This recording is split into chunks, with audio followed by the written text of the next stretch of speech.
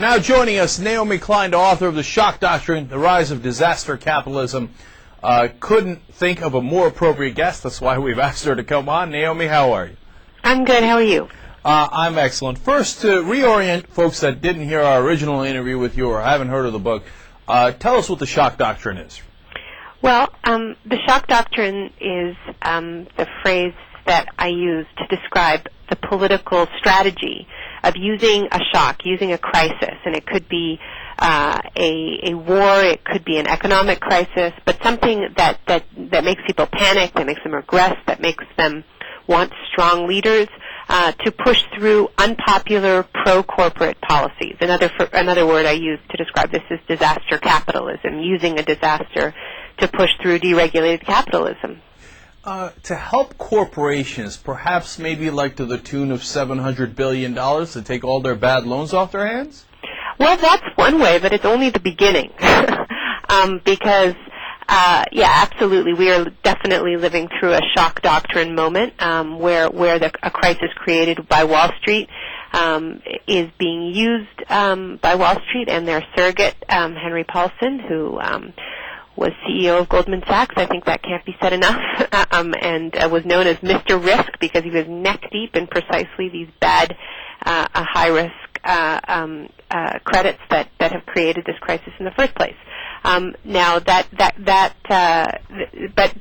the giveaway or the offloading of that private debt onto the public payroll is really just the first stage, because the crisis that Wall Street wants to get rid of isn't being solved. The location is being moved. It's dumped on taxpayers, dumped on Washington. And then the really scary part comes when the crisis is used as the excuse for why the next administration can't afford health care, why it has to privatize Social Security, why you need to cut corporate taxes to make America more competitive. Newt Gingrich has actually just issued his 18-point plan. It's sort of a ransom note of what he would like to attach to this economic stimulus. This economic bailout, and it's all of these policies. So the real disaster has yet to hit. Well, that's heartwarming. That's really encouraging. Well, I mean, I think it's why people, I've been heartened, frankly, that people have responded so negatively to this bailout, and I think people are seeing through these shock tactics after 7 years of them from the Bush administration. I don't think so, Naomi. Let me really? Challenge you on that, because okay. Look, I have, and I flipped out over it on Friday. And then I took a lot of heat from a lot of progressives, too, who were like, no, you don't understand, you have to go along, and Obama's right for going along. But what happened? Nope. But so you agree, I agree, and some others on the web now agree, Paul Krugman agrees. So some people have come around, but overall, we're losing. All right, well, then keep fighting. There is nothing good about this bailout, right? Everybody suddenly agrees that this crisis was created by deregulation, by a completely untransparent system, a total lack of accountability. They come up with a solution, which is to take, basically, we are talking about $1 trillion now. When you add up the 700, then the 200 for Fannie Mae and Freddie Mac, then the AIG bailout plus the $30 billion guarantee, you're well over $1 trillion. Okay, guarantee for Bear Stearns. So basically, taking this bad credit and dumping it in a deep, dark, black hole with absolutely no transparency and no accountability. So doing the very thing that caused the crisis. There's nothing about this that makes sense.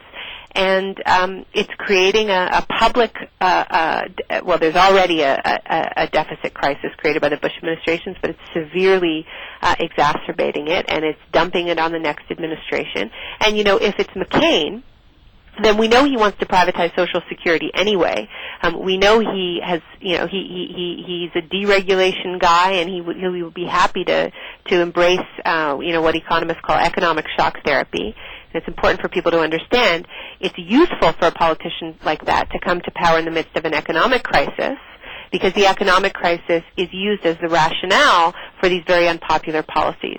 But we also can't be naive, because, an Obama presidency would come under intense pressure from all the right-wing think tanks, from all the right-wing media, hounding him to break his election promises, stay the course, and embrace many of these same policies. So now's the time to stand up to it. Well, that's exactly what I want to talk about. We're talking to Naomi Klein. She's the author of The Shock Doctrine, The Rise of Disaster Capitalism, which couldn't be more appropriate for what's happening today.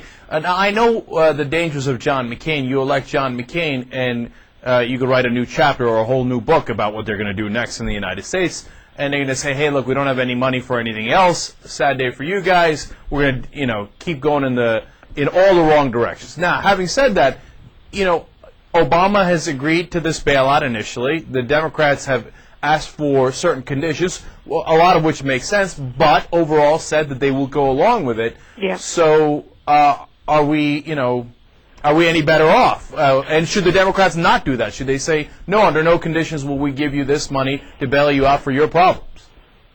I think they should be very tough. I mean, I think that Obama does have room to maneuver because there's no way they're going to accept the types of conditions that he's talking about. I mean, caps on executive pay, in making sure that taxpayers, are returned with equity. I mean, the Paulson, if you read the document, I'm sure you've read the actual unbelievable 3-page document that basically says Henry Paulson has absolute power to do whatever he wants, that he can never be challenged in any court.